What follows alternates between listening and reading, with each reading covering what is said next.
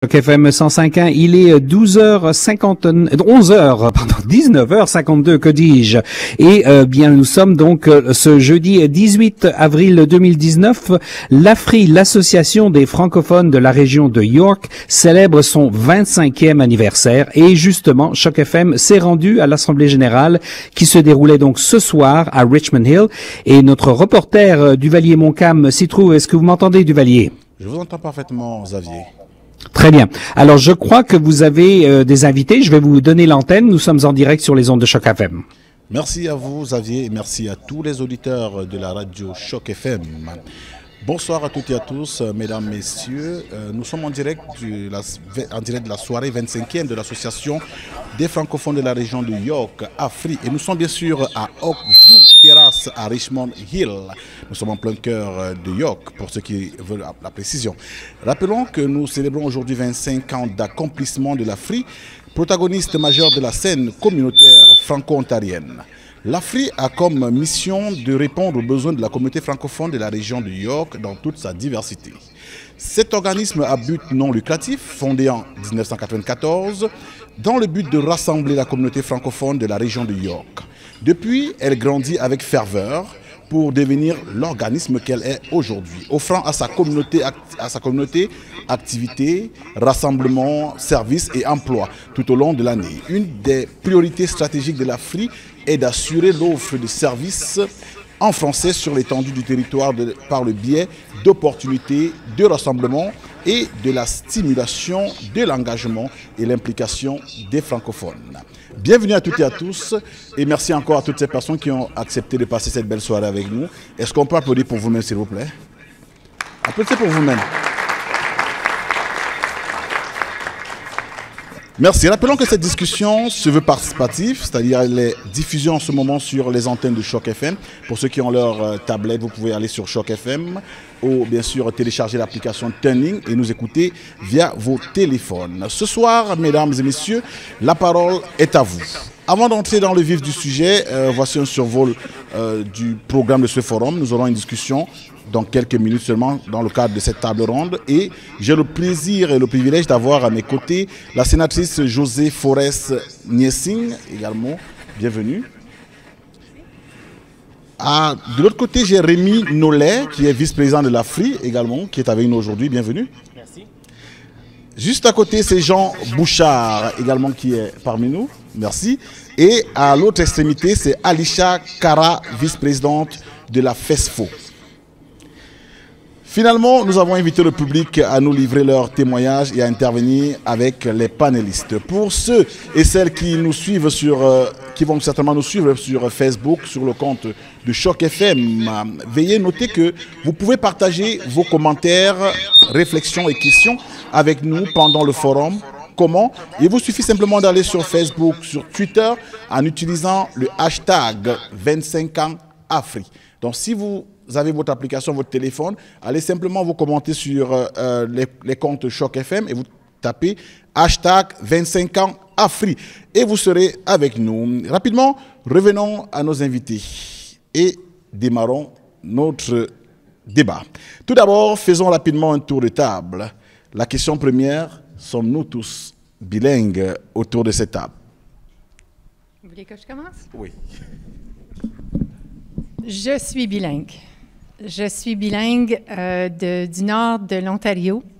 Et donc, ce que ça veut dire, c'est que je suis véritablement bilingue, mêlant parfois le français à l'anglais, l'anglais au français, sauf quand je suis malade ou contrariée. À ce moment-là, je suis uniquement francophone.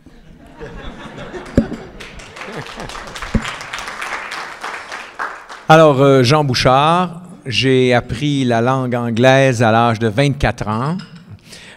C'était une immersion totale. Okay? À ce moment-là, je me dirigeais vers une autre province qui s'appelait l'Alberta et j'étais confronté à une langue que je pensais connaître, mais que je n'avais pas assimilée du tout. Alors, effectivement, okay, je suis bilingue. Et comme Mme Forest-Niessing, lorsque je suis malade, je suis extrêmement francophone. Donc, pour moi, Rémi Nollet, je suis franco-ontarien de naissance, originaire de Hearst, dans le nord de l'Ontario. Donc, ce qui veut dire que oui, pour moi, je suis bilingue. Ceci dit, j'ai grandi en français toute ma vie. Pour ceux et celles qui ne connaissent pas la petite ville de Hearst, c'est une ville 96% francophone. Donc, pour nous, dans notre école secondaire, c'était les anglophones qui parlaient français dans les corridors et non pas l'inverse. Donc, ce qui veut dire que quand même, c'est simplement quand je suis déménagé à Ottawa pour poursuivre mes études universitaires que j'ai vraiment maîtrisé de plus en plus l'anglais. Et oui, moi aussi, je suis franco-ontarienne. Mes parents viennent du Congo, donc ils parlaient le français dès qu'ils sont arrivés ici. Puis j'ai grandi toujours avec le français autour de moi et j'adore ma langue. Merci. On comprend bien sûr que tout le monde est bilingue. C'est déjà un plus pour le lieu dans lequel nous vivons. Et je voudrais d'abord qu'on apprécie l'espace qui nous accueille. Vous avez tous fait le constat qu'à l'extérieur, c'est tellement beau ici. Pour ceux qui viennent d'ailleurs, qui n'ont pas encore découvert, c'est magnifique. Pensez souvent venir faire un tour. C'est tellement joli par ici. Merci encore à la structure qui nous accueille dans ces locaux. Merci pour tout. Repartons avec la deuxième question. On ne devient pas bilingue pour les mêmes raisons. En situation minoritaire, il s'agit dans la plupart des temps de la survie qui occasionne le bilinguisme, alors qu'en situation majoritaire, dans la plupart, c'est souvent par curiosité. Quand on est dans une situation majoritaire, on devient bilingue par curiosité ou par intérêt. D'autres personnes deviennent bilingues par conditionnement. Mais la question qui se pose est la suivante. Le bilinguisme est-il important pour les francophones? Bien sûr que oui.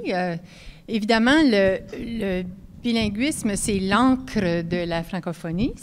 Sans la langue, la culture n'existerait pas. L'inverse, je pense, ne pourrait pas se dire. Alors, selon moi, la langue, c'est le point de départ. D'entrée de jeu, quand on s'exprime en français, on peut prendre part à des activités culturelles et découvrir davantage la beauté de la vie en français en Ontario. Jean Bouchard. Pour ne pas, évidemment, redire les mêmes choses, je pense que, évidemment, la langue, c'est le véhicule et la culture, évidemment, c'est l'essence qui coule dans nos veines. Mais il faut savoir aussi qu'au Canada, où on vit, parler français, c'est un acte politique. Parler français, c'est un acte économique. C'est un acte communautaire, c'est un acte personnel. Alors, je pense que c'est important qu'on se mobilise, comme ce soir ici. On est tous autour de la table, on s'est dérangé ce soir parce que, on est connecté sur nos communautés, on est connecté sur notre langue et cet acte-là fait qu'on peut avoir des droits et on peut les défendre. Oui, effectivement, puis je suis d'accord avec Jean sur le point que quand même, un francophone, est-ce que le francophone a besoin d'être bilingue ou est-ce qu'il a besoin du bilinguisme? À la base, tel quel, non. Je veux dire, un francophone dans la société dans laquelle on se retrouve aujourd'hui, selon moi, peut quand même très bien vivre dans sa langue. J'en suis un peu l'exemple. Je veux dire, j'habite dans la région de York, j'ai un travail en français, j'ai une famille en français, je m'efforce d'avoir mes services en français dans ma région. Donc, à ce moment-là, je suis quand même, dans une certaine mesure, je pourrais très bien vivre en français. C'est sûr et certain qu'être dans la région et dans le milieu dans lequel on vit, il y a deux éléments qui se posent. Donc, de un, nos origines franco-ontariennes. Je crois qu'on se doit quand même d'être conscient de ses origines et de l'histoire qu'ils portent derrière. Pour la plupart d'entre nous, nos origines franco-ontariennes proviennent de parents, grands-parents, arrière-grands-parents ou arrière-arrière-grands-parents dans mon cas, qui sont déménagés en Ontario et que, veut pas, sont devenus des ouvriers. Parce que la classe francophone était une classe ouvrière et c'est le milieu ouvrier qui a vraiment développé l'anglais chez les Franco-Ontariens.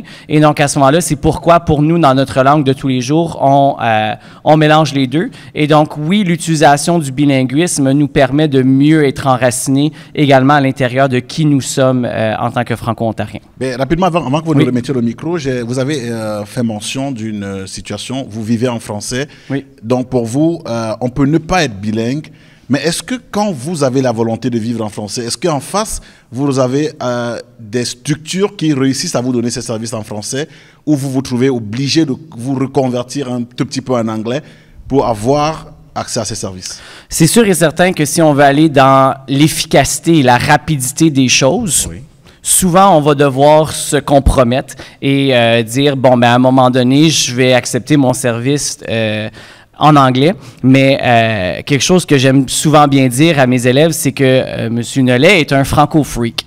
Dans un certain sens que si, par exemple, pour moi, j'habite la ville de Stouffville et il y a une francophone qui travaille à l'épicerie de Stouffville. Mais quand elle est là et qu'elle est à sa caisse, même s'il y a 13 personnes devant sa caisse, puis il y en a 6 devant la prochaine, je vais faire la file de 13 personnes pour aller voir ma francophone. Si je vais à un service de guichet, ce qu'on appelle les guichets libre-service dans les épiceries ou quoi que ce soit, je vais le mettre en français pour l'obtenir en français. Les autres me regardent autour, mais je vais quand même le faire. Donc, ce qui veut dire qu'il y a quand même cette possibilité-là, mais pour répondre à votre question, oui, souvent dans l'idée de la rapidité du service, on va juste dire, fais-le en anglais, puis je le comprends, puis on continue, parce qu'on a cette aisance d'être bilingue. Ça fait partie de qui nous sommes. D'accord, c'est rassurant, au moins qu'on peut faire des compromis à un moment. Allez, Alicia Cara. Malheureusement, on ne va pas vraiment le cacher qu'il y a peu ou presque pas de services en français dans la région de York. Moi, je contredis un petit peu ce que M. Nollet il dit.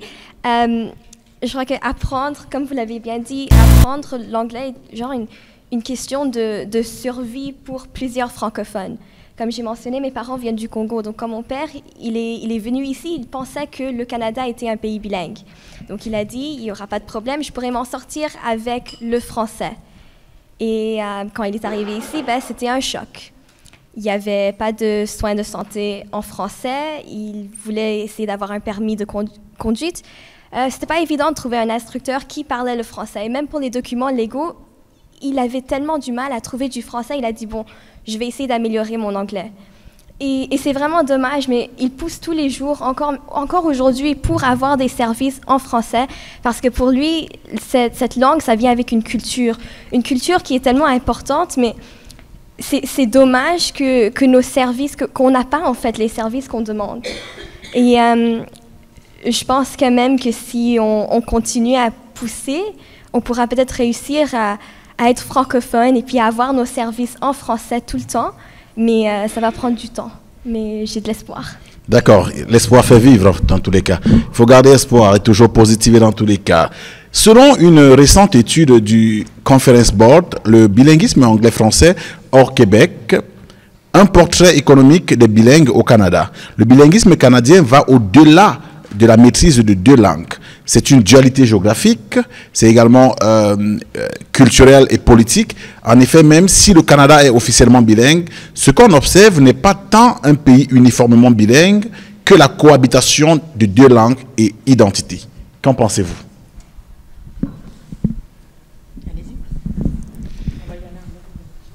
Moi, j'arrive de 5 mois aux États-Unis. J'ai passé les 5 derniers mois aux États-Unis et j'ai vécu avec des francophones là-bas, des francophones canadiens, franco-ontariens, québécois, et le plaisir de se rencontrer de façon au hasard dans un centre d'achat ou dans une équipe, lorsque j'ai été voir les Panthers de la Floride, et que tous les francophones qui sont là, on les connaît même pas, mais quand on leur entend parler français, on dirait qu'on fait partie de la même famille. C'est incroyable comment le sens d'appartenance est fort chez les francophones, et chez les peuples de la terre. Mais moi, je suis un francophone. Et c'est vraiment magnifique. Des gens que je ne connais pas, qui viennent de différentes régions du Canada, et on se parlait comme si on se connaissait depuis plusieurs années. Alors moi, je vais vous dire ceci. Quand on se promène dans la région de York, dans la région de Toronto, puis qu'on entend parler en français, on a un réflexe naturel d'aller vers cette personne-là. On veut lui dire un bonjour. On ne veut pas lui dire « hello », on veut lui dire « bonjour ».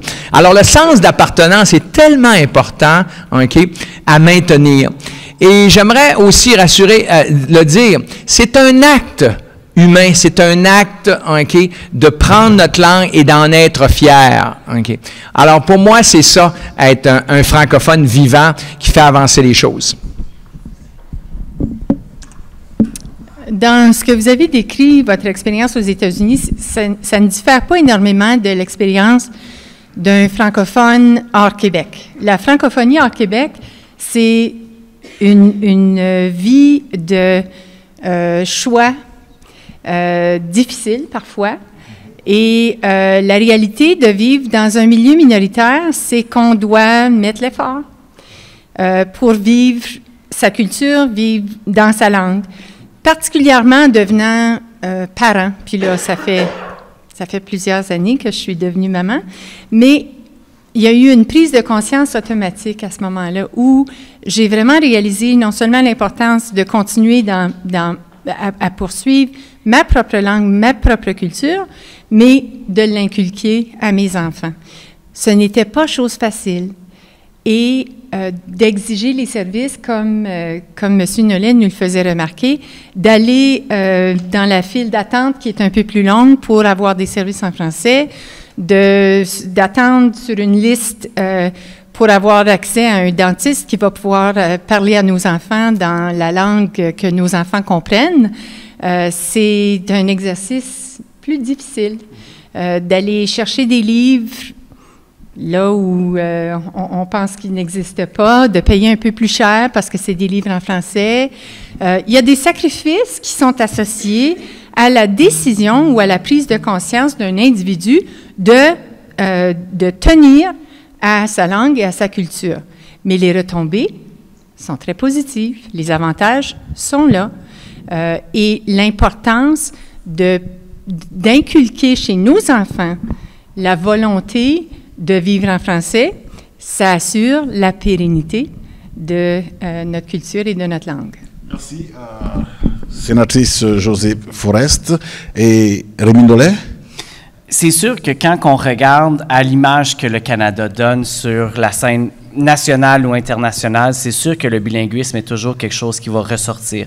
C'est quelque chose que je crois que le pays est fier et que le pays se doit d'être fier quand même d'avoir ce bilinguisme-là. Est-ce que là, on a essentiellement un pays uniformément bilingue? Non.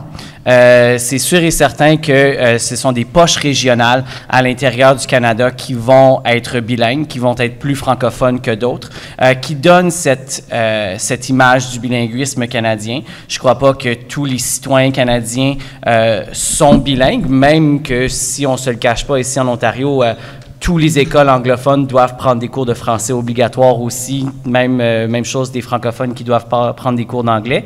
Donc, il y a une certaine forme de respect des deux langues et de compréhension des deux langues. Mais est-ce qu'on a également simplement que deux cultures, deux peuples qui cohabitent ensemble?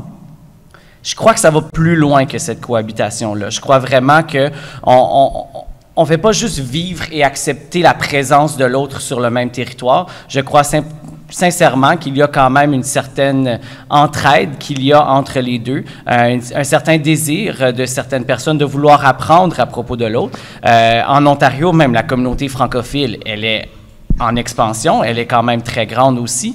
Donc, je crois qu'il y a une certaine ouverture de la part des deux. Donc, je crois que ça va quand même au-delà de simplement une cohabitation sur un même territoire. Merci. Alicia Cara. Merci. Pour moi, si c'était vraiment un bilingue, j'aurais dit on pourrait parler avec tout le monde en français ou en anglais. N'importe quelle langue, en fait, si ça nous tente. Mais des fois, moi, je vois genre une séparation entre les anglophones et les francophones. Et ça me rend triste, honnêtement, même à l'école. Et je vais à une école francophone. Mais mon groupe d'amis, on est appelés The Frenchies. Pourquoi? Parce qu'on parle français entre nous. Et bon, il y a nous et puis il y a le reste des élèves. Mais je pense que ce serait juste important d'implémenter la culture francophone dans nos écoles parce que je crois que c'est ça qui manque. C'est que les gens ne savent pas c'est quoi être franco-ontarien et c'est quoi être fier franco-ontarien. Parce que ils vont pas à des événements, ils rencontrent pas d'autres francophones dans la région. Ils savent pas, ils connaissent pas la culture, ils connaissent pas la musique. Ils n'ont pas cette fierté. Et c'est ça, pour moi, c'est ça qui manque du vrai bilinguisme canadien. D'accord. Rappelons bien sûr que les provinces et les territoires canadiens ne sont pas tous bilingues. Seule la province du Nouveau-Brunswick est officiellement bilingue, ce qui veut dire qu'elle reconnaît l'anglais et le français comme ses langues officielles. Toutes les autres provinces et tous les autres territoires ont adopté l'anglais comme langue officielle, à l'exception du Québec et du Nunavut. Ça nous ramène à la quatrième question qui est de savoir, savez-vous déjà dans un premier temps que seulement à partir de 1969 que le français et l'anglais ont eu une reconnaissance égale grâce à l'adoption de la première loi sur les langues officielles. Or, 40 ans plus tard, quel bilan de deux langues et identité? Quel bilan dressons-nous du bilinguisme au Canada hors Québec? Votre question était? Quel est le bilan que nous dressons du bilinguisme canadien hors Québec? J'en aurais beaucoup à dire. Je vais essayer de limiter pour donner le tour aux autres, mais laissez-moi prêcher un peu pour ma paroisse en vous disant que le comité sur les langues officielles du Sénat a publié très récemment le 4e de 5 rapports qui étudie le projet de la modernisation de la loi sur les langues officielles. La première partie, et ça a été très délibéré de la part des membres du comité des langues officielles, ça a été d'étudier en recevant les témoignages de la jeunesse francophone hors Québec pour comprendre la réalité linguistique et à l'intérieur du Québec, des anglophones qui, parce qu'on parle des langues officielles, on parle de l'anglais et du français, mais plus particulièrement des défis auxquels sont confrontés les individus qui vivent en milieu minoritaire. Et donc, je vous encouragerais fortement à en faire la lecture. Vous y trouverez des constatations qui sont très consistantes avec les opinions qui sont exprimées ici ce soir, mais qui vont encore plus loin pour nous éclairer sur d'abord la volonté, l'intérêt que notre jeunesse canadienne démontre, et c'est fort encourageant, je vous l'assure. Et le plus récent des rapports porte sur la justice, l'accès à la justice en français. Et ça, bien, ça fait partie de mon ADN. Après et même pendant que je faisais mes études en droit, j'ai fait partie de l'Association des juristes d'expression française. À l'époque, c'était de l'Ontario. J'ai ensuite eu le plaisir de présider la fédération à l'échelle nationale des associations de juristes d'expression française. La justice en français, il n'y a rien d'évident là-dedans, je vous assure.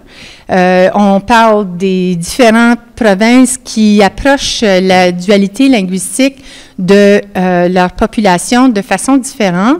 Vous savez sans doute pour l'Ontario qu'il y a des régions qui sont désignées et donc ceux qui sont à l'intérieur de ces régions-là vivent comme au Nouveau-Brunswick où on a un accès égal aux deux langues officielles.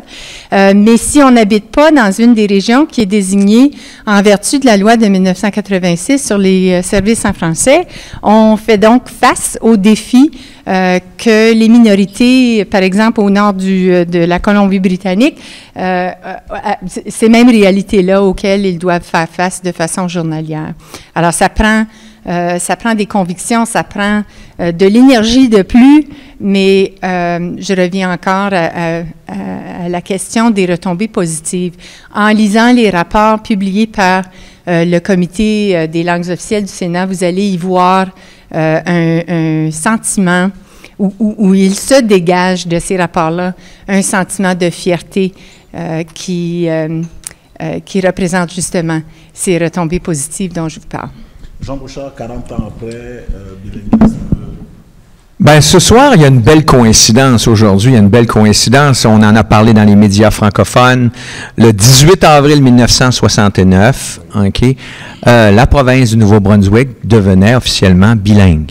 Alors, c'est 50 ans, 50 ans de bilinguisme, et eux aussi, ils ont leur bilan.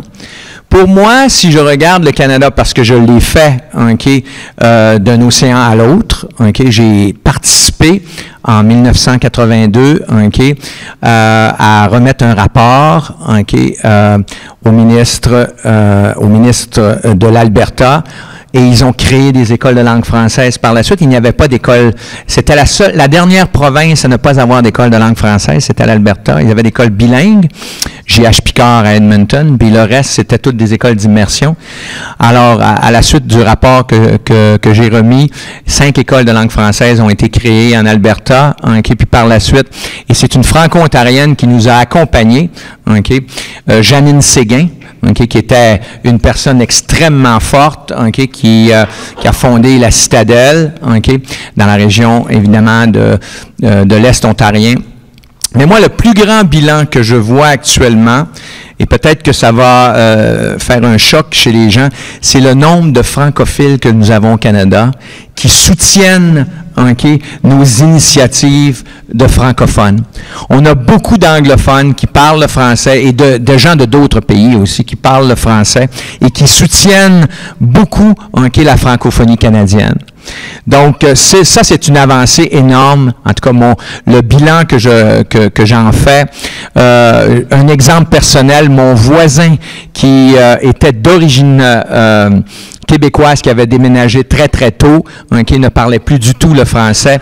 Et maintenant, lorsqu'on se parle dans la saison estivale, on se parle en français. Il a mis ses enfants, il est grand-papa, comme moi, et il a mis ses enfants dans nos écoles de langue française. Donc, il a repris son français. C'est une grande avancée parce que quand on revendique le fait que le bilinguisme est une valeur ajoutée, les anglophones, comme les gens des autres pays qui se joignent au Canada, sont fiers d'ajouter cette valeur ajoutée qui est le français. Alors, pour moi, le bilan, c'est vraiment le nombre de gens au Canada qui parlent le français. Pour moi, c'est une base solide. Regardez toutes les écoles d'immersion au Canada qui ont été créées. Kate Spicer, en 1972, lorsqu'il a lancé un projet pan-canadien d'école d'immersion, ne savait probablement pas qu'on allait être capable d'en créer autant. Merci à vous, Jean Bouchard. Je me retourne vers Rémi Nollet. Pour vous, aujourd'hui, il a fait mention que ça fait 50 ans exactement que le Nouveau-Brunswick est officiellement bilingue. Donc, on a dit certainement 40 ans et plus. Aujourd'hui, quel bilan dressons-nous du bilinguisme canadien hors Québec? Pour moi, c'est un bilan qui est quand même très positif. Je veux dire, l'installation de la loi sur les, pas sur les services en français, mais la loi sur les langues officielles du Canada a quand même permis d'énormes avancements.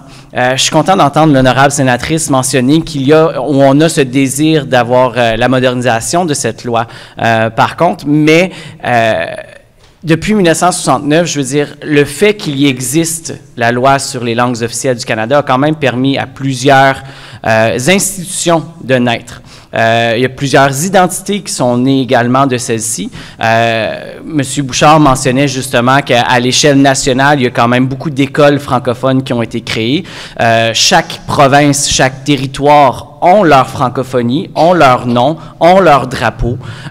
Plusieurs associations ont été créées.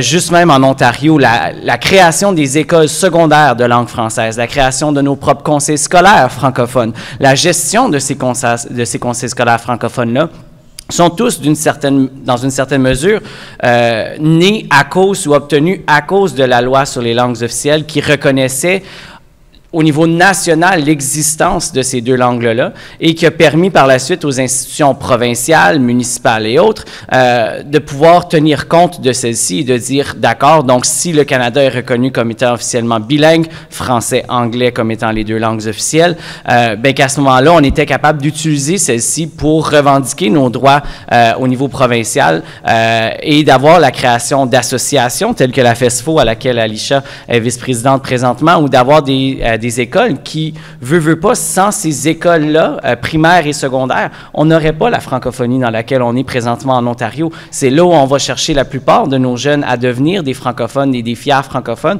Et le point de départ, selon moi, est la loi sur les langues officielles de 1969 qui garantit dans une certaine mesure et qui promet à la communauté que l'on est redevable à eux de ce côté-là. Donc le bilan pour vous semble être sur une courbe ascendante.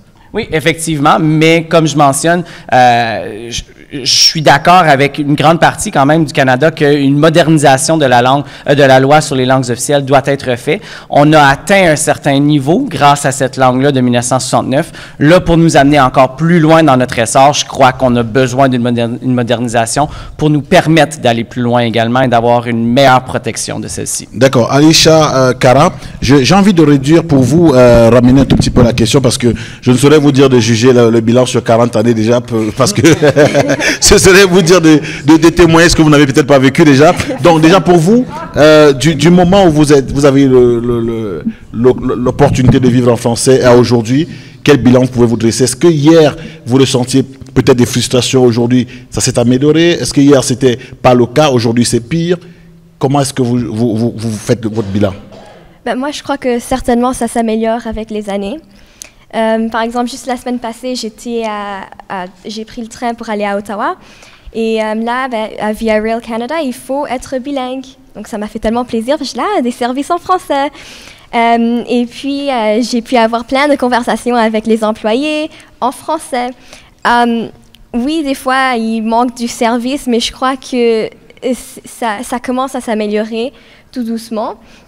Même si je regarde les écoles d'immersion, il y a plein de gens qui s'inscrivent. Il y a de plus en plus de gens qui s'inscrivent dans des écoles d'immersion parce qu'ils voient la valeur du français. Quand je parle avec des parents anglophones, ils me demandent oh, est-ce que ça vaut la peine de mettre mon enfant en immersion? Et je leur dis ben, oui, certainement.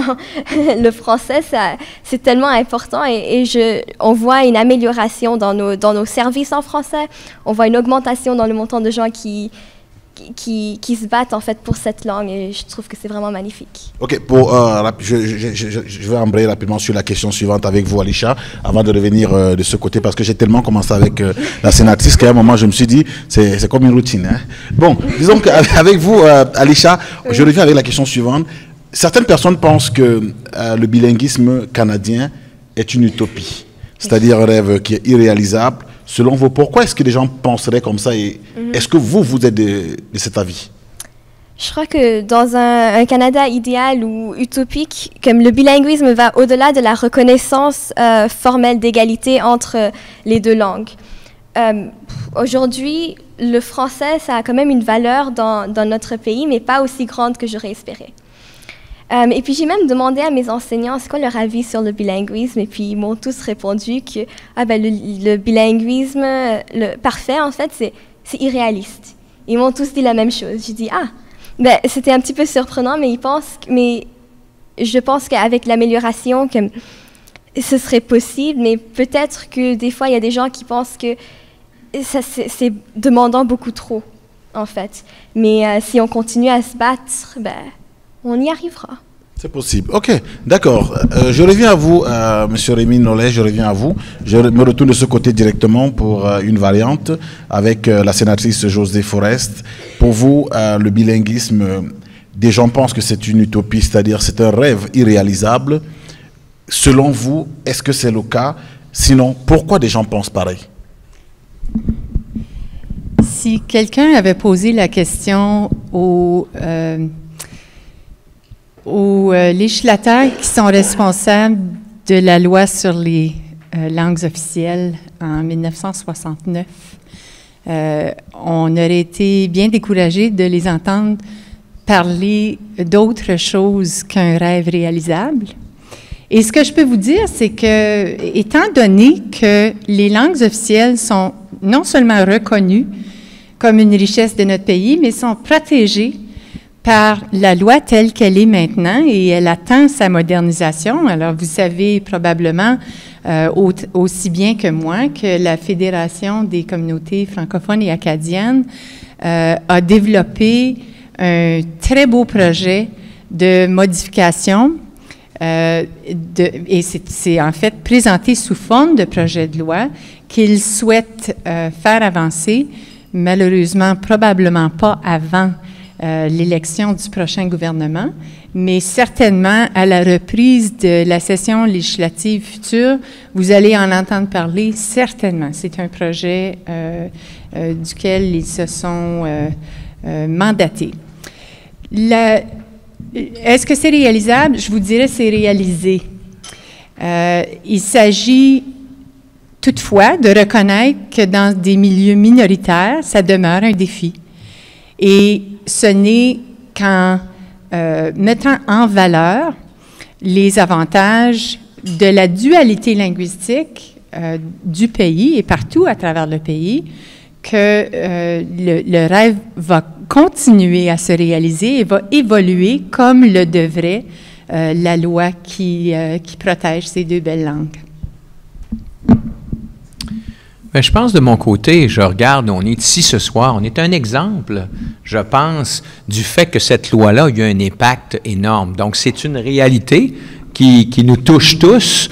Okay? On s'est déplacé ce soir, on est venu ici, on a célébré l'AFRI 25 ans, et je peux vous dire qu'elle a eu ces moments un peu plus bas, un petit peu plus haut aujourd'hui, ça va très, très bien, et je pense que on en est un exemple. Cependant, je ramènerai aussi les points de notre jeunesse. Notre jeunesse actuellement va sur les médias sociaux. Et ce qui fait la force de la francophonie internationale, qui fait la force de notre pays, ce sont les contenus que nous allons y retrouver.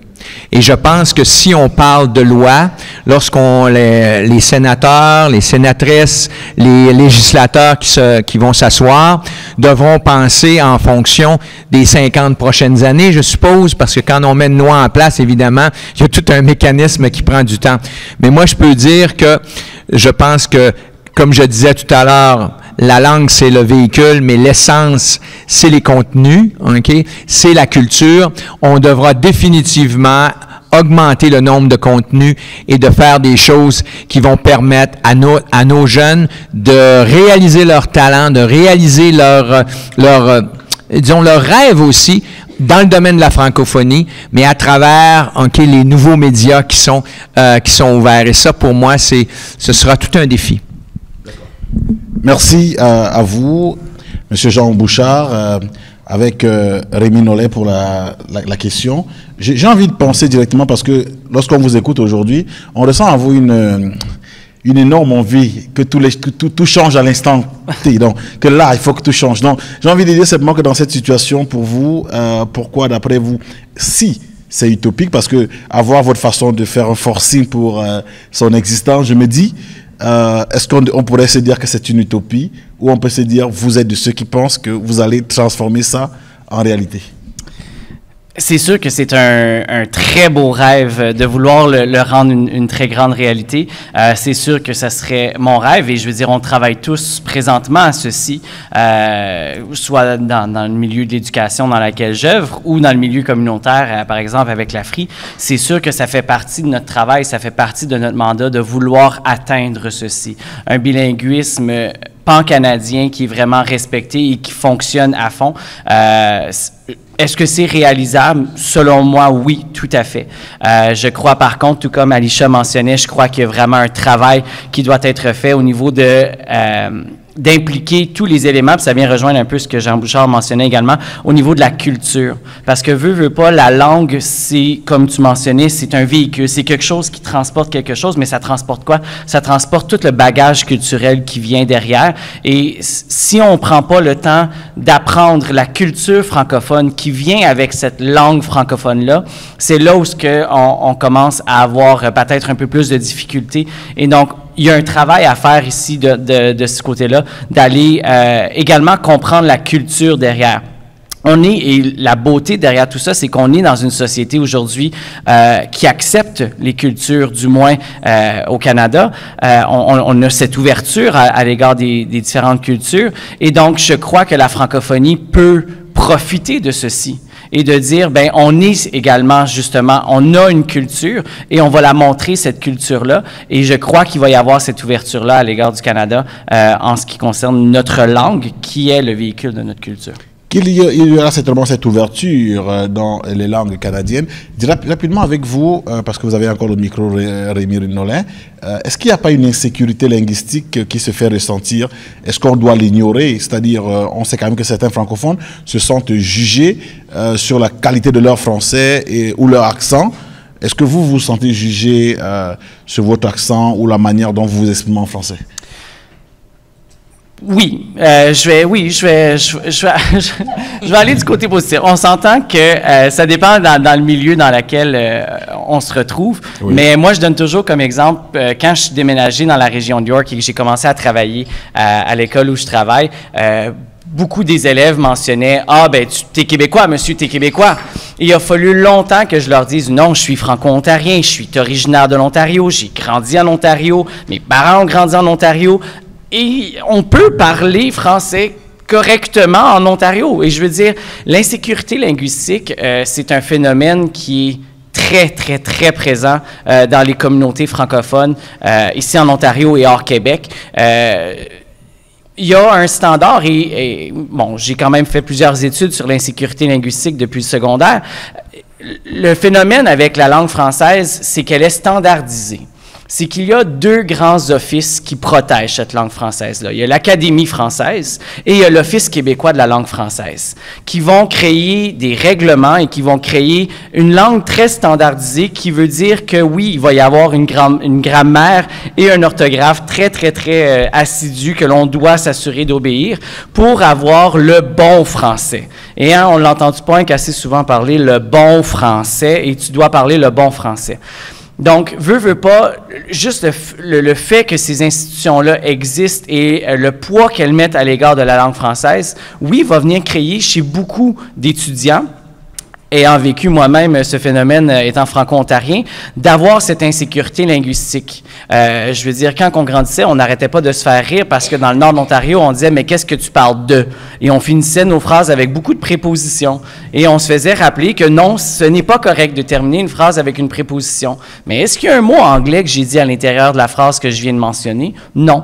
Donc à ce moment-là, c'est d'être capable de s'accepter et de dire « ben la langue que tu parles, c'est la langue française. Elle est simplement... » Elle représente la région dans laquelle tu habites. Et je crois que c'est quelque chose que les francophones, on doit s'assurer de se dire entre nous et de se comprendre, de dire, on parle la même langue, on a juste un parfum régional qui est propre à nous et on se doit de respecter celui-ci parce que sinon, on va se mettre d'énormes barrières à cause de cette insécurité linguistique-là si on n'arrête pas de se rappeler, de se tapocher dessus, de se dire, tu parles pas le bon français. D'accord, on a un parfum régional lorsqu'on parle et rapidement ça me permet de me retourner vers M. Jean Bouchard. Avec vous, vous avez fait mention de vos expériences, vous avez beaucoup voyagé, vous avez découvert plusieurs parties et on fait quand même face à une situation où certaines personnes parlent français, parfois ces personnes sont originaires de la partie européenne ou d'ailleurs, ou d'Afrique ou d'ailleurs, mais d'autres viennent parfois de la partie québécoise et là ils sont confrontés à une façon particulière de parler le français. Est-ce que ça met souvent en insécurité les personnes qui parlent lorsqu'elles s'expriment en français, surtout dans le cas de l'Ontario? Oui, justement, ayant été directeur, par exemple, ici à Aurora, par exemple, de l'École Renaissance, avoir été directeur aussi d'écoles plus au sud, Monseigneur de Charbonnel, par exemple, ou Père Philippe Lamarche, qui est plus vers Scarborough, où l'immigration, qui est 80% de l'école, par exemple, la dernière école que j'ai ouverte était en immigration, surtout africaine. Oui, il y a une certaine instabilité émotive chez certains élèves, définitivement, à l'intérieur d'une école. Mais nous, le corps professoral, on a une responsabilité importante pour pouvoir les accompagner dans ça. Je pense, j'aime beaucoup l'expression du parfum. On a tous des accents. On vient de tous de différents endroits. Donc, je pense que c'est ça. C'est une belle couleur. On vit dans un arc-en-ciel, d'une certaine façon, dans une école. Et je pense que en tout cas, où moi j'ai habité, où j'ai dirigé, où j'ai enseigné, j'ai toujours fait la promotion de mon accent. C'est vrai qu'il était accent circonflexe parce que quand j'allais en France, on disait que bon, j'avais un accent, surtout avec mon accent en anglais aussi, évidemment je l'ai. Je suis grand-papa d'une petite fille, par exemple, d'une mère congolaise. Mon fils est franco-ontarien. Moi, je suis originaire québécois. Évidemment, il y a toute une dimension à cette culture, mais ce qui est important, c'est de développer une capacité à écouter l'autre. OK? Et lorsqu'on ouvre cette capacité à écouter l'autre, on peut grandir à travers les beautés de ces langues. OK? J'espérais que vous ne changiez pas de question parce que j'ai eu le temps de penser à une réponse. Écoutez, le français n'a pas des accents que dans son orthographe. Alors, comme vous le disiez, les accents partout à travers le Canada. Si on est à Moncton, on va parler de quelqu'un qui met ben du beurre sur son mort. Puis, si on est en Colombie-Britannique, on va parler à quelqu'un qui parle français, peut-être avec un petit accent anglophone. Mais il n'y a rien de mal avec ça.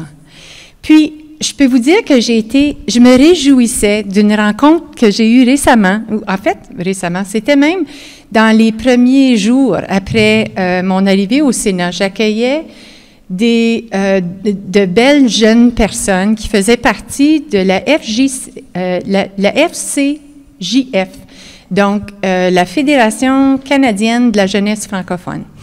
Et parmi les différents sujets dont ils traitaient avec moi, il y avait une initiative à laquelle eux avaient pensé et qu'ils voulaient partager avec moi et qu'ils veulent mener à bonne fin. Mais c'était justement de faire remarquer l'importance de parler le français en dépit de l'insécurité qui découle de la différence entre nos accents. Et j'avais dans mon bureau 3 ou 4 jeunes personnes, chacune d'une différente partie de notre pays. Chacun avait un accent différent, mais affirmaient avec fierté leur décision de peut-être ne pas succomber à l'insécurité et de poursuivre leur désir de faire valoir leur francophonie en dépit des petits embarras qui peuvent accompagner l'expression française dans le contexte d'une insécurité. D'accord. Je termine avec Alicia Cara, parce que je ne vous ai pas oublié, sachez-le. Je suis avec vous. Et pour vous, est-ce que vous ressentez une insécurité, vous qui êtes dans le domaine estudiantin, est-ce que vous vous sentez en insécurité? Quand vous parlez, on ressent directement que ça, c'est une tonalité qui est peut-être congolaise, africaine, française. Et à côté, vous avez ces personnes qui également parlent souvent avec l'accent québécois, et comme il a fait mention, des articles en fin d'expression. Est-ce que vous ressentez quand même, au-delà de ça, une insécurité linguistique? Je crois que ça dépend avec les personnes avec qui on est. Puisque je viens d'une région anglophone, ma famille française a toujours dit que toi, tu parles avec un accent anglophone. Et puis, il y a plein de gens qui ont même questionné si le français, c'était vraiment ma première langue. Bon, ça vexe un petit peu, mais c'est la vie. Je crois qu'en partie avec le temps et puis en participant à plusieurs événements francophones avec des jeunes partout en Ontario, partout au Canada même, qui sont francophones, j'ai appris qu'il n'y a pas seulement un accent en français. Et puis, il n'y a pas un français parfait. Que tout le monde va ajouter un petit peu d'épices dans leur français et puis c'est aussi beau. Et le français, c'est pas juste si tu parles un bon français ou pas, c'est juste qu'on peut communiquer ensemble. C'est ça le plus important. On est en train de parler une langue minoritaire et ensemble on communique. Et c'est ça la beauté du français. Il faut oublier les différents accents. Il faut oublier toi tu parles pas bien, toi tu parles bien. Non, c'est communiquons ensemble et puis on peut faire des liens. Je crois que c'est ça le plus important et des fois ça s'oublie. Mais comme ça a été mentionné, la Fédération de la jeunesse canadienne française et puis même avec la FESFO, on est en train de travailler sur l'insécurité linguistique. Parce qu'il y a plein de jeunes qui veulent plus parler le français. Justement, ils ont peur de se faire juger. Et c'est vraiment dommage parce qu'on n'a pas envie de perdre la jeunesse. Donc, c'est quelque chose, on travaille là-dessus et puis on espère que ça va améliorer les choses. Nous espérons également que ça va améliorer les choses. Avec vous, je reste avec vous, Alicia. Est-ce que vous avez déjà côtoyé le domaine de l'emploi? Est-ce que... Oui. Allez, dites-moi. Directement, je vous pose la question. Aujourd'hui, en Ontario, dans la région particulièrement de York, y a-t-il un avantage salarial d'être bilingue dans le marché du travail? Bon, je suis encore au secondaire, donc je ne m'y connais pas tellement bien. C'est pour ça que j'ai commencé à poser la question. Si vous avez côtoyé le domaine de l'emploi, pour être sûr que je ne vais pas poser de questions qui va peut-être au-delà de votre réponse. D'accord, dites-moi à votre niveau déjà. En fait, je vais parler d'une expérience que mon frère a vécue. Oui. Quand lui, il est sorti de l'université, tout de suite, il a été embauché pour une position senior. Pourquoi? Parce qu'il parlait le français. Et cette position était vacante pendant plus de 6 mois. Et c'est pas parce que les gens n'avaient pas l'expertise ou l'expérience, c'est juste qu'ils ne parlaient pas couramment les 2 langues. Et en fait, c'était même une boîte ici à Aurora, donc c'est dans la région de New York. Et je pense que pour un jeune de 22-23 ans qui vient de sortir de l'université, une position senior, c'est un avantage salarial. D'accord. Allez, avec vous, je reviens avec Rémi Nollet pour continuer. Pour vous, est-ce que vous ressentez qu'il y a un avantage salarial dans la région de York plus particulièrement et en Ontario plus généralement en matière salariale pour les bilingues dans le cadre du travail? C'est certain, je me suis ramassé ici pour du travail. Donc, on a déménagé dans la région, bien évidemment, moi et mon épouse, parce qu'on est les 2 enseignants. Veux pas, le nord de l'Ontario était pas mal saturé d'enseignants francophones. Et pour nous, c'était important de pouvoir poursuivre nos carrières en français. Et donc, on a décidé d'aller dans la région où les postes étaient accessibles. Et quand on est déménagé il y a 5 ans, des postes dans les écoles anglophones, il n'y en avait pas énormément. Je veux dire, la carrière d'enseignant, elle a toujours eu suffisamment de candidats à plusieurs reprises, surtout sur le côté anglophone. Mais quand ça vient sur le côté francophone, on parle toujours de pénurie d'enseignants et qui en manque, et qui en manque, et qui en manque. Et donc, à ce moment-là, c'est sûr que pour nous, dans la région de York spécifiquement, ben oui, il y a un côté salarial à tout ceci. Bon, j'ai le même salaire que d'autres personnes en Ontario, mais reste quand même que j'ai été capable de poursuivre ma carrière en français à cause du fait que dans la région de York, on avait besoin de ce service francophone-là et on avait besoin de personnes pour effectuer ce service francophone-là. Mais également, il ne faut pas se cacher que c'est probablement l'avantage qui est le plus partagé à la jeunesse. Souvent, quand on est dans les écoles où les parents décident d'inscrire leurs enfants dans une école francophone, ça se poursuit assez régulièrement par « oui, mais c'est important, plus tard, ça va valoir la peine, tu vas avoir une bonne job ». Souvent, c'est ce que ça va donner comme conversation. Tu vas avoir une bonne job. Ça vient avec le fait que la francophonie va aller te chercher celle-ci. La francophonie ou le fait d'être bilingue, de parler le français et l'anglais, c'est simplement le fait que tu as plus d'options qui s'offrent à toi. Tu as presque toutes les options qui s'offrent à toi parce que je peux aller poursuivre ma carrière où je le veux, dans la langue que je le veux, parce que je suis capable, je suis versatile, je parle plus d'une langue. Et donc, à ce moment-là, moi, on m'avait proposé d'aller enseigner en Alberta, parce que plusieurs Franco-Ontariens s'y dirigent quand même pour aller enseigner là-bas, parce qu'on avait besoin de candidats francophones pour exécuter certains postes. Et donc, oui, il y a cet avantage-là également dans la région de York, mais on ne va pas se cacher non plus qu'il y a quand même certaines études qui ont sorti récemment dans les médias qui vont quand même admettre qu'une fois à l'intérieur de positions francophones ou de positions de services bilingues, on parle par exemple de la région de Markham qui a été récemment désignée bilingue, bien ça l'apporte des postes bilingues, ça l'apporte des gens qui ont besoin de parler les 2 langues. Ce qu'il faut faire attention également, et ce que je souhaite qu'on ait plus de temps à se pencher dessus, c'est que certaines personnes qui sont demeurées dans ces postes-là, qui ont demandé à vouloir obtenir une promotion, à essayer d'aller avancer au niveau de leur carrière, parce que tout le monde va avoir un avancement au niveau de leur carrière. Mais certaines personnes vont quand même se faire limiter par le fait qu'on a besoin d'offrir un service en français. Et donc, à ce moment-là, tu es la personne qu'on a engagée dans ce service en français-là et tu vas devoir y demeurer.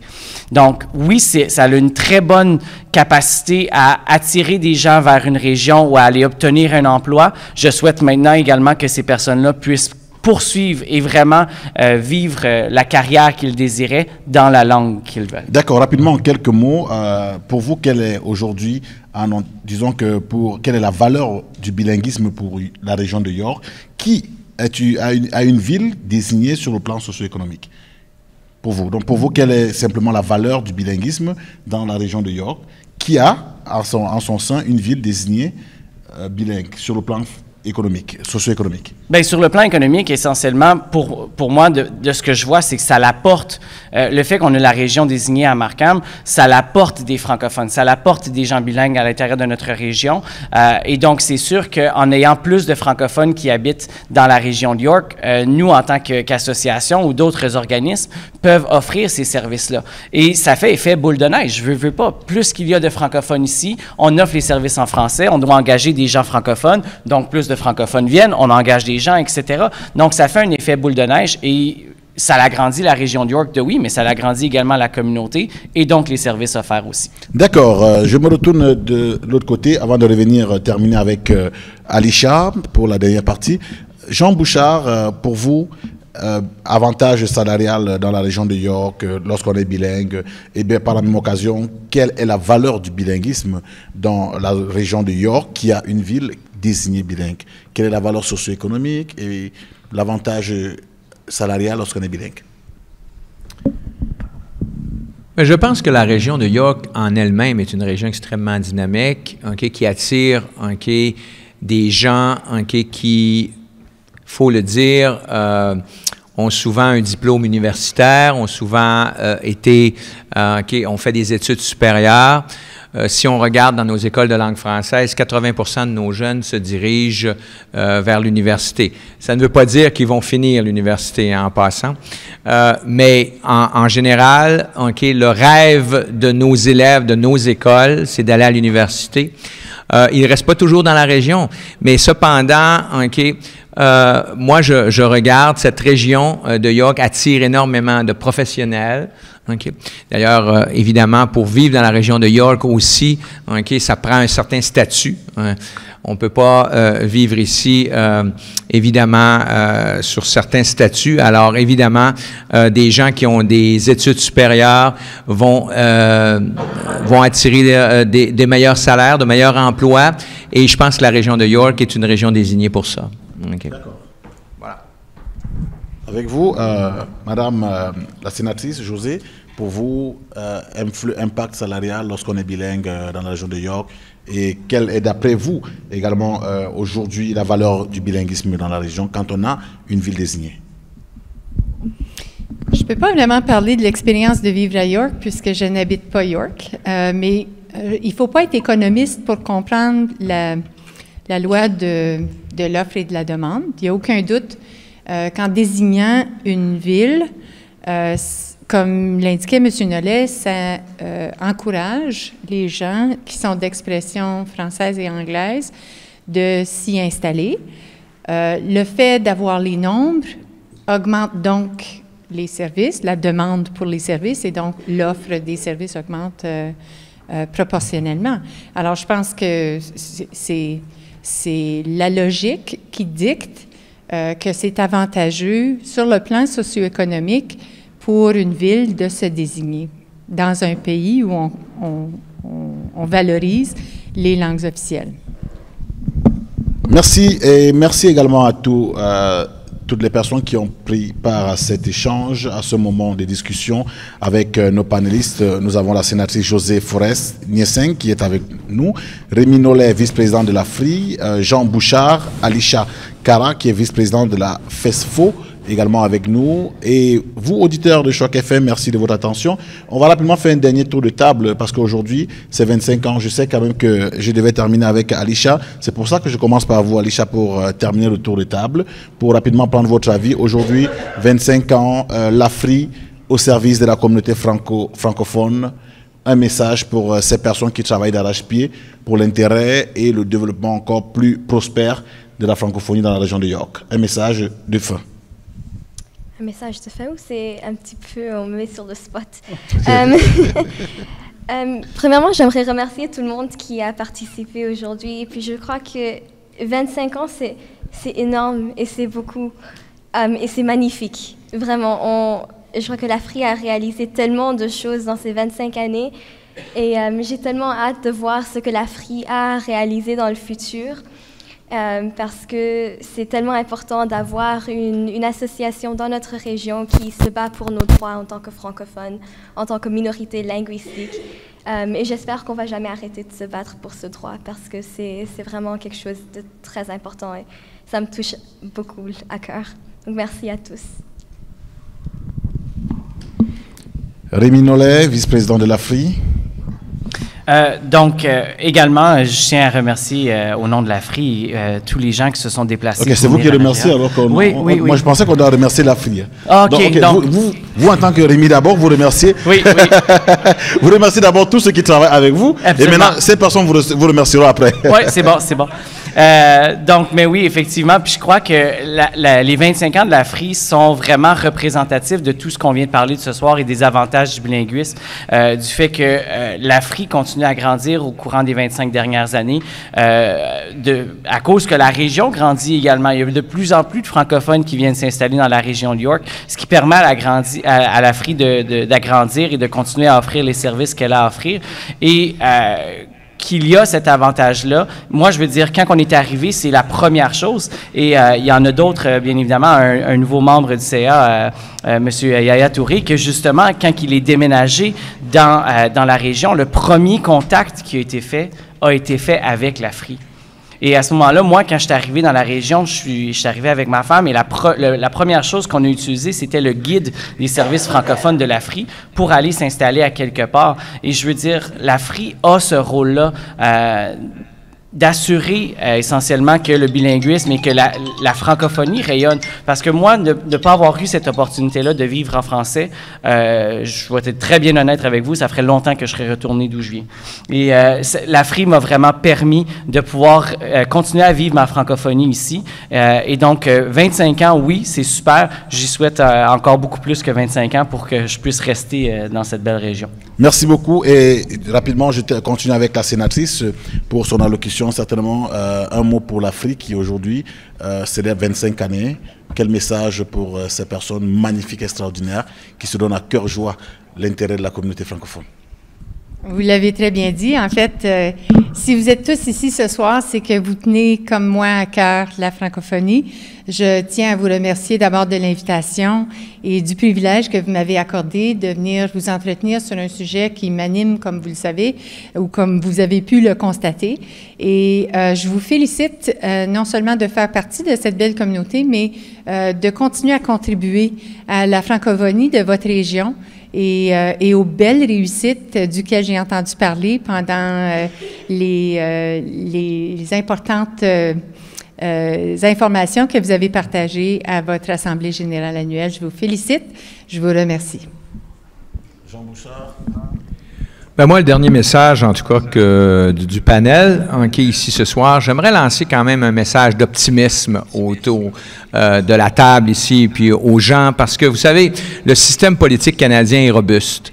Il y aura certaines dérives populistes, on le sait, ça amène un certain négativisme, dans la population, mais je vais quand même dire que il ne faut pas que l'arbre cache la magnifique forêt, et je ne parle pas de Mme Forêt ici, mais je pourrais, parce que, évidemment, souvent, quand on est collé sur cet arbre-là, on ne voit pas la beauté de cette forêt canadienne qui est magnifique, nous n'avons rien à envier, à d'autres pays. Je pense qu'on le dit souvent, qu'on est un des plus beaux pays du monde, et évidemment, souvent, on va dire que les plus beaux, c'est souvent les francophones. Notre langue est magnifique et je suis sûr qu'elle continuera de rayonner dans ce beau pays pour plus de 25 ans certainement. Alors, ne nous décourageons pas comme francophones à cause de quelques dérives populistes. Voilà. Merci à vous, Jean Bouchard. Et je vais dire simplement qu'on est censé avoir une séance d'échange avec vous dans la salle, questions-réponses. Mais compte tenu du temps à nous imparti, je me permettrai de prendre une ou deux personnes. S'il y a une question assez rapide, une ou deux personnes. Et les autres personnes, vous pourrez envoyer vos questions par la suite. Et on va certainement, dans la mesure du possible, vous répondre au fur et à mesure, peut-être lors du moment de réseautage. Mais s'il y a une ou deux questions rapides dans la salle, aux panélistes, on peut se permettre. Ok, c'est rassurant. Commentaire? Oui, pourquoi pas, un commentaire. Je reviens sur le point de l'avantage d'avoir une ville désignée dans Oui. Je pense que un des plus grands avantages qu'on peut réaliser, c'est par le fait que nos services provinciaux sont partagés sur plusieurs régions. Si on prend, par exemple... C'est une question qui va être répétée par Duvalier-Montcalm, notre reporter, une question de l'auditoire. Bien que Markham est desservi par la cour à Newmarket... Je vous rappelle que vous écoutez Carrefour Choc, une émission qui est financée par le Fonds canadien des radios communautaires, et nous sommes à l'AGA de l'AFRI, l'association francophone de la région de York. Et une question est posée en ce moment entre notre journaliste Duvalier-Montcalm, et je vais lui demander de la répéter pour le bénéfice de nos auditeurs. C'est à nous, évidemment, de faire demande pour les services. Ils sont disponibles, même si nous n'habitons pas nécessairement dans la ville désignée, par le fait qu'on est dans la... Okay, il est 20h57 sur les ondes de Choc FM, et vous écoutez Carrefour Choc. Qui répondent aux besoins de Markham, nous, on en bénéficie directement. Alors, c'est un très beau coup, je pense, pour l'AFRI d'avoir obtenu la désignation de Markham, et je souhaite qu'on puisse continuer à trouver d'autres projets de là qui vont rapporter non seulement peut-être une plus petite communauté, mais la communauté des francophones au large. Est-ce qu'on peut applaudir pour son intervention, s'il vous plaît? Ça, c'est tellement extraordinaire de rappeler quand même que l'acte de l'AFRI a permis à ce que la ville soit désignée et toutes les villes environnantes en bénéficient parce que désormais, on étend au fur et à mesure, on essaie d'expandre un tout petit peu le bilinguisme, la francophonie dans d'autres circonscriptions voisinantes dans la région de York. Tout de suite, en studio, nous avons Xavier Lambert. Xavier Lambert, je vais vous renvoyer l'antenne parce que j'aurais souhaité vous laisser un moment de... Oui, Xavier. Oui, j'ai une question. L'auditeur, la personne dans l'auditoire n'avait pas le micro. Est-ce que tu pourrais nous donner un tout petit aperçu de ce que la personne a dit? Voilà, la personne qui a parlé il y a quelques minutes, rappelant bien sûr n'ayant pas le micro, a juste fait mention du fait que, étant donné que Markham a été désigné, il y a bien sûr le privilège pour les villes voisines d'avoir des services, notamment à la cour, où on peut désormais avoir des services en français, ce qui profite également à toutes les villes qui avoisinent la ville choisie comme étant francophone. Très bien. Et j'aurais une petite question, moi. J'aurais une petite question. Est-ce que c'est possible? Je vous écoute, sauf si la question, j'ai une question vous voulez pour que quelqu'un participe dans la salle. Juste mes panélistes auprès de moi pourraient répondre rapidement. Je vous écoute, Xavier. Oui, en fait, c'est une question qui est adressée à Alisha. Alisha, m'excuse, mais quel âge as-tu? J'ai 17 ans. 17 ans. Moi, je pense que la sénatrice Forrest, la relève est prête, je pense, parce que c'est vraiment, tes interventions sont absolument excellentes. J'ai pas entendu. Moi-même, j'ai pas compris. Non, je voulais simplement... juste un petit instant, j'espère l'avoir rapidement pour cette question. Et après ça, on va devoir se séparer rapidement. Juste une interruption rapide, un instant.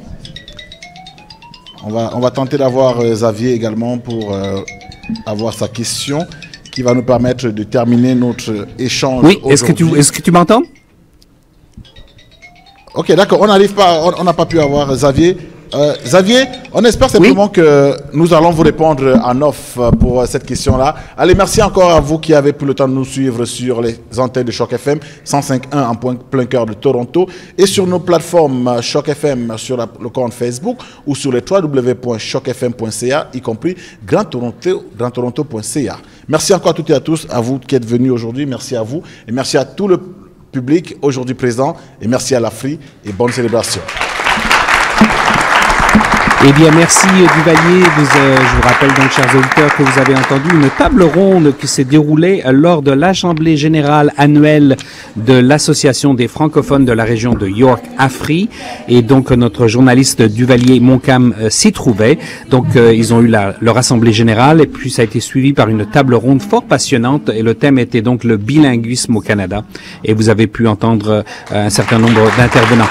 Je voulais simplement faire un rappel que si vous écoutez cette émission dans le cadre de l'émission Carrefour Choc, et ceci est produit grâce au financement du Fonds canadien des radios communautaires FCRC. Et bien voilà, il est 21h03 sur les ondes de Choc FM et je vous souhaite une bonne écoute et quant à moi, je vous retrouve dès demain matin pour l'émission Bonjour Toronto dès 7h du matin et je serai avec vous de 7 à 9. Bonne écoute.